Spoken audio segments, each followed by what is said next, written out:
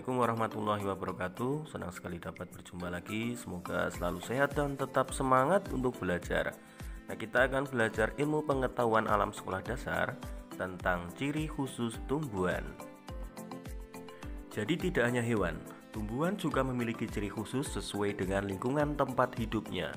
Karena beragamnya tumbuhan di bumi, mereka mempunyai bentuk penyesuaian diri yang berbeda. Tumbuhan memiliki ciri-ciri khusus sesuai dengan lingkungan tempat tinggalnya. Yuk kita cari tahu. Yang pertama, ciri khusus pada kaktus. Habitat asli tumbuhan kaktus adalah padang pasir yang tandus. Bagaimana cara tumbuhan ini bertahan hidup di lingkungan yang gersang seperti itu? Ternyata kaktus memang memiliki ciri-ciri khusus yang mampu membuatnya bertahan hidup di padang pasir. Kaktus memiliki batang sukulen atau spon yang mampu menyimpan cadangan air. Cadangan air ini bisa didapatkannya dari air hujan. Jika hujan turun, kaktus akan menyerap air sebanyak mungkin. Kalau sobat belajar perhatikan, batang kaktus memang terlihat menggembung. Namun, jika musim kemarau tiba, batang kaktus mulai mengerut sebab ia mulai menggunakan cadangan air dalam batangnya. Biasanya kaktus bisa bertahan selama 2 tahun di musim kering. Kemudian daun berbentuk seperti duri. Berbeda dengan tumbuhan lain, kaktus terlihat tidak punya daun. Padahal sebenarnya kaktus punya daun loh. Nah, hanya saja daun kaktus mengalami perubahan bentuk atau modifikasi menjadi duri. Bentuk daun seperti ini membuat kaktus jadi bisa mengurangi penguapan. Kemudian batang kaktus itu berlapis lilin. Jadi lapisan lilin pada batang bermanfaat untuk mengurangi penguapan. Kemudian, kaktus juga memiliki akar yang panjang. Akar yang panjang ini tersebar di tanah. Akar ini juga menyerap air dan zat hara. Akarnya panjang karena dia berfungsi untuk mencari sumber air. Setelah mendapatkan air, ia menyerap air sebanyak-banyaknya, lalu kaktus menyimpannya di dalam batang. Berikutnya, ciri khusus teratai. Daun lebar dan tipis, batang berongga, dan akar menambatkan diri di dasar air. Tumbuhan teratai hidup di air, umumnya di kolam. Bunga teratai sangat indah. Karena itu, teratai menjadi salah satu tanaman hias yang banyak digemari. Nah, ciri-ciri khususnya tadi yaitu daun yang lebar dan tipis. Ciri ini digunakan untuk memperbesar proses penguapan dari dalam tubuhnya. Kandungan air yang terlalu banyak dibuang melalui penguapan daun. Hal ini untuk mempertahankan teratai agar tidak busuk, walau mereka hidup di air. Daun yang tipis juga menjadi salah satu cara agar daun dapat tetap terapung di atas air. Ciri khusus lainnya yaitu batangnya tadi. Batangnya berongga. Ini fungsinya sebagai jalan keluar udara. Batang yang berongga menjadikan teratai terapung di air juga. Bagian daun dan bunga selalu berada di atas permukaan air, sedangkan batang dan akar berada di dalam air. Akar teratai berada di dasar air. Akar teratai menambatkan diri dengan kuat di lumpur yang ada di dasar air. Hal itu berguna untuk menahan teratai dari hamparan atau hempasan arus air. Berikutnya, ciri khusus pada kantong semar. Kantong semar merupakan tumbuhan penangkap serangga. Kantong semar tumbuh liar di banyak tempat di seluruh dunia, termasuk di Indonesia.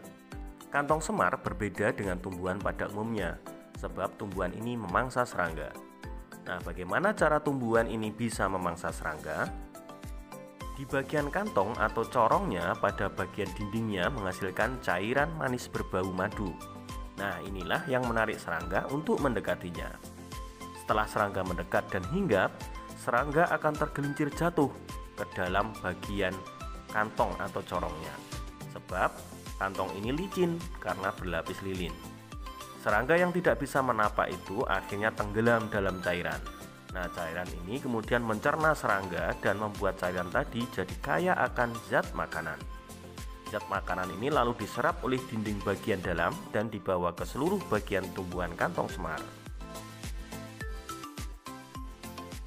Berikutnya, pohon jati. Batang pada pohon jati ini sering kita lihat digunakan untuk furnitur rumah atau perabotan. Ini karena kualitas kayu dari pohon jati yang kuat.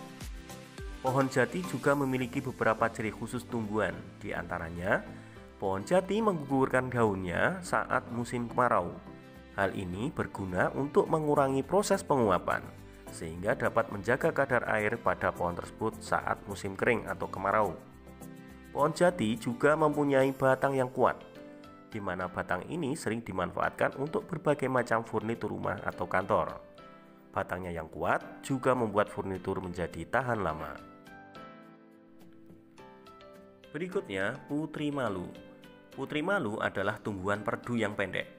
Tumbuhan ini mudah dikenali karena daun-daunnya dapat menutup dengan cepat saat disentuh.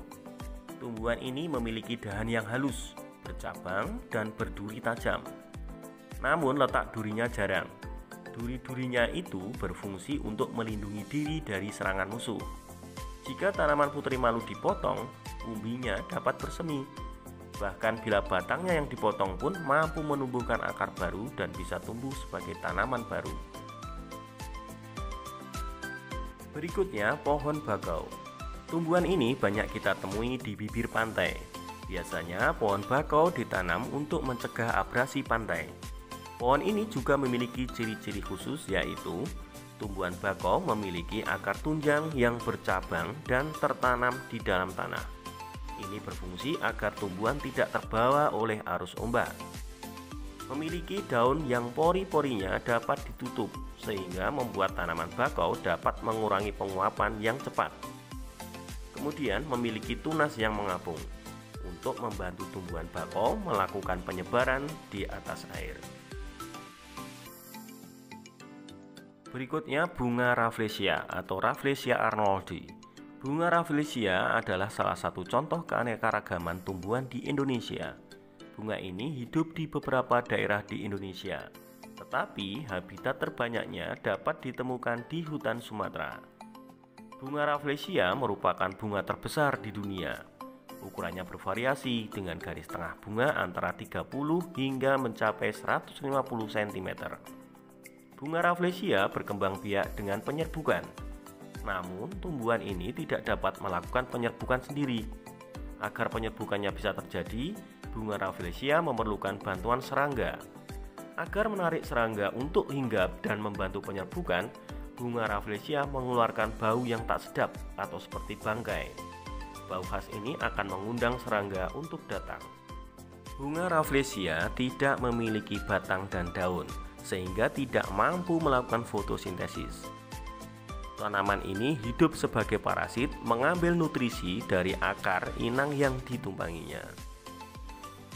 Bunga Rafflesia berwarna merah dengan bercak-bercak putih yang dapat memantulkan cahaya, sehingga dapat menuntun serangga terbang ke arahnya. Nah, demikian tadi penjelasan beberapa contoh tanaman dengan beberapa ciri khususnya. Nah, sekarang saatnya kuis. Sebutkan ciri khusus kaktus dan teratai. Cara menjawabnya sesuaikan dengan petunjuk guru kalian masing-masing. Terima kasih, semoga bermanfaat dan salam sukses selalu. Wassalamualaikum warahmatullahi wabarakatuh.